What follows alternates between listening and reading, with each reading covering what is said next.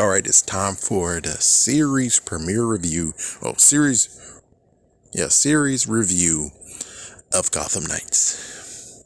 From what we were told, apparently it won't get a season 2, of course, because James Gunn is like, hell no. And Superman and Lois is up there in the air, which sadly they left in the climax, so yeah, it left it at a freaking open-ending statement where it's like, yeah, y'all guys better have a season 4, what the hell. We do have Young Justice, who is in limbo of we don't know what he's doing. He says Elseworld, but yet, look at all the Elseworlds he just basically just shot dead and killed. Flash is done. The Arrowverse Flashverse is gone. Don't know what Stargirl's doing. So yeah, it gets to the point where it's like, we don't know what's going on, but I think the series on its own, I give it merit. I do give it merit. It reminds me of Birds of Prey in a way, where Birds of Prey didn't get to have touch on Batman, but they got Batgirl. And we even got to see Batgirl suit up. And, well, same just like this one. It basically deals with the Huntress is actually the daughter of Batman. Well, Hunter is basically a foster kid he made his son, which he treated him just like his son. Which, weirdly enough, I guess this Batman, he doesn't talk about his Robins too much. Oh, he does have Robin, but is a girl, so they're basically doing The Dark Knight Returns. Kind of.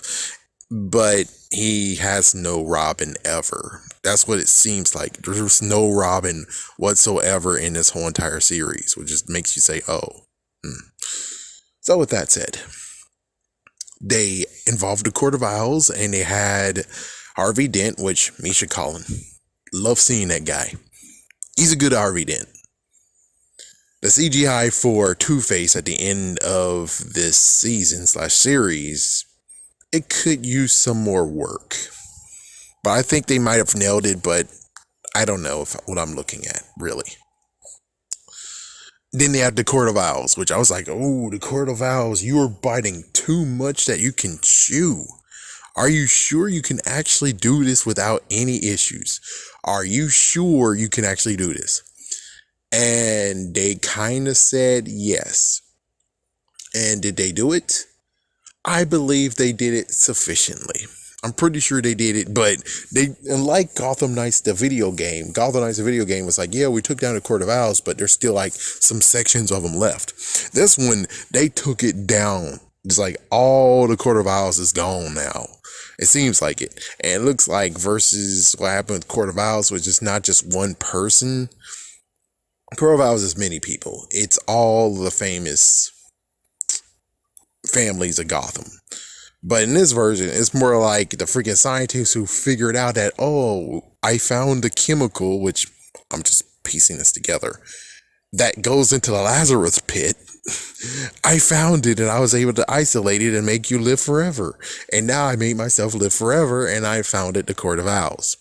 And, well, I just sit in the sidelines while they're actually doing this, talking up a storm, to the point where apparently I guess she married the head of the Court of Owls every single century. But this time she got fed up and she found a new person, which was Harvey Dent, aka the Two-Face side of Harvey Dent. And she had eyes on him. I guess she had no children except for now. Yeah, that's the crazy part. It's like, yeah, she had no children except for now, and she killed her son, but then revived her son. Weird. So, the Court of Owls concept, I will say that it's decently done.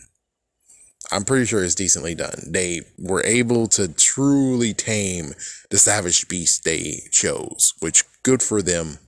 Good for them, because that was a big mouth that you had to chew from. That's a lot that you had to chew from, but they were able to sustain it.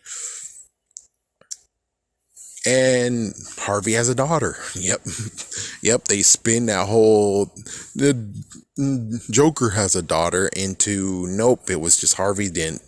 Yeah, they lied about the whole Joker's daughter part, but I think she's not going to really change it, will she?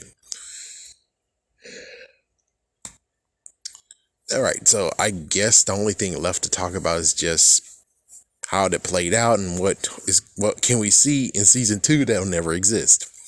So, oh yeah, note what happened to Turner's parents is that they were assassins. Apparently, they came from Switzerland, and they got the next objective to kill Batman.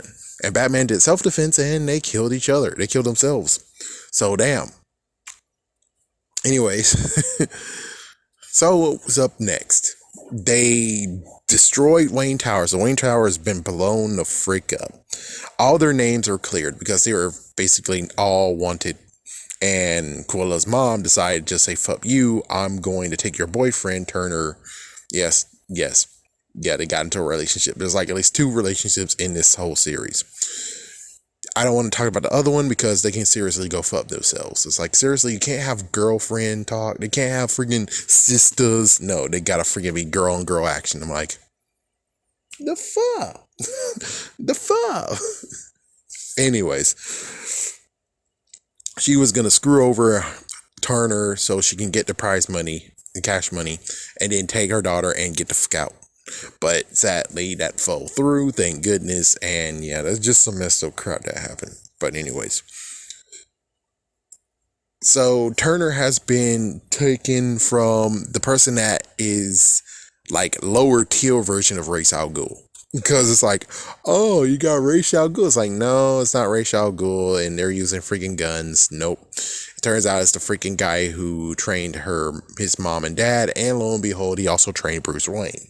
So I guess that just means that this is our Ra's al Ghul of the series, which is like, well, then why don't you go for Ra's al Ghul, you dumb morons? It's like, oh, because, well, we don't got dibs on this. Like, oh, so yeah, no dibs on anything but like miniature stuff. They couldn't get like true dibs on stuff. And it's like, jeez, then why did you allow this show to even exist if you don't get to have dibs on crap? That they have to make their own stories, but yet they have to lean towards the Batman mythos. Yeah, kind of sad, truth be told. But anyways, he's with him and they're going to be training, and everyone thinks that Turner is dead. Then as for everyone else, there's still going to be Gotham Knights, even though, yeah. And note, the girl that is blonde chick, it's like the blonde chick that's a friend of Turner Hayes and also his previous classmate. She also is the daughter of the Clue Master, and lo and behold, the Clue Master has some issues because, well, he decided to peddle pills for his freaking wife, who's a dumbass, and got addicted. And instead of getting her help, he basically fucked things up, and now she can't really live the lifestyle of being in private school.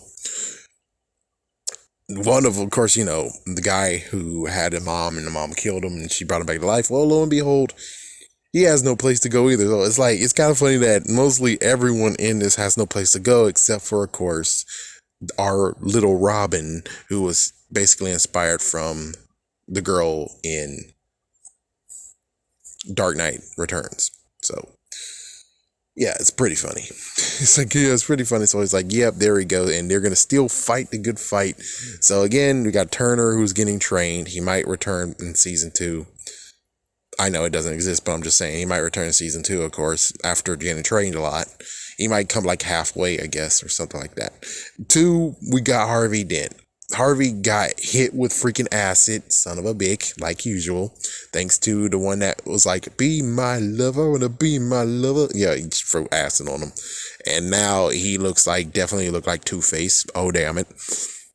Went to Quilla's mom and said that you didn't take care of my daughter and flipped a coin. Oh, bang, bang, bang. 3 shots in the face. She's dead. So now they have to deal with freaking Two-Face. And lo and behold, also note, he was the DA. He was running for mayor. Mayor is now dead. So that means the runner-up, or they're going to redo a freaking thing. And then, well, he's not the DA anymore. He got fired because, well, the mayor. And now he's going to be roaming the streets, and it's like, well, that sucks. It's like, yeah, and it's going to suck where it's like, you got to get Harvey Dent back. But do you really want him back after look what happened to my face? It's like, yeah, he's gonna have to get some reconstruction, but considering, this is the Dark Knight Returns universe, he did get his face reconstructed. His face did actually get to be put back together. So that's kind of cool that he could actually be restored. But anyways, like or don't like, watch or don't watch. I say I like it. It was a good series. Definitely watch it. I say you should watch it if you're interested in some concepts. Like, for instance, if you enjoyed Birds of Prey, you might actually like this show. But of course, well, the goodness is that no, it's not like freaking Superman and Lois where it's like, all this other fluff. But, well, the lesbian bullshit that I didn't mention, it does get a bit taxing. It does. It's like, it does get taxing, and it's like, oh, fuck. But other dramas, they don't really have that much drama going on, really. So, it is kind of a little bit soap opera-ish. It kind of is kind of a little bit like it, but I think it actually is worth a watch. Would I actually buy it on DVD and Blu-ray? I might buy it on DVD. I might, just because, well, at least it's not as bad as Birds of Prey on DVD. Thanks, WB. You suck. But that's it. So, I don't know if it's getting a season 2. If it does get a season 2, well, jump in Jiminy. But other than that, I doubt it will get a season 2. It was just a one and done. They allowed to forget. They didn't give them that much stuff. And I think they're just most likely laughing at me like, look at them. There's these two dumbass idiots. They're still writing the show even though they don't have that much stuff to work with. It's like, yeah, I'm pretty sure that's what they're doing, because they were just didn't give them have access to anything. The video game guys don't even want to freaking be a part of it either. It's basically just got to the point where it's like they shoot their shot. They gave a good story. The story is decent enough. I actually enjoyed it. I wasn't saying, oh, good Lord, I'm going to just get out of here. I can't watch this anymore. It's like, no, it was good. It was decent. Just lesbian bullshit was the real issue here. Like usual. It's like usual, that crap is the thing that's like, well, if you didn't have that in there, I would be perfectly fine. At least the good news is that they're basically teenagers, so even if I'm like, oh, I have a crush on the blonde chick over there, it's like, you can't. She's under 18. Barely legal. You'll go to jail. Chris Hansen will be right there waiting for you. So, you wanted to date Stephanie. Well, did you know that she was actually a 16-year-old? Oh, shit. Yep, that's most likely how it just play out. But anyways, I say go ahead and check it out for yourself. At least see the first episode. And it really just got a good twist. The twist and turn turned out was the fact that Cruella actually isn't Joker's daughter. I think that was the biggest part of where it's like, okay, now I'm intrigued. How will this definitely play out? Hold it, son. Wouldn't you rather have an exciting action figure? Ah, but only Batman fits in my Batmobile.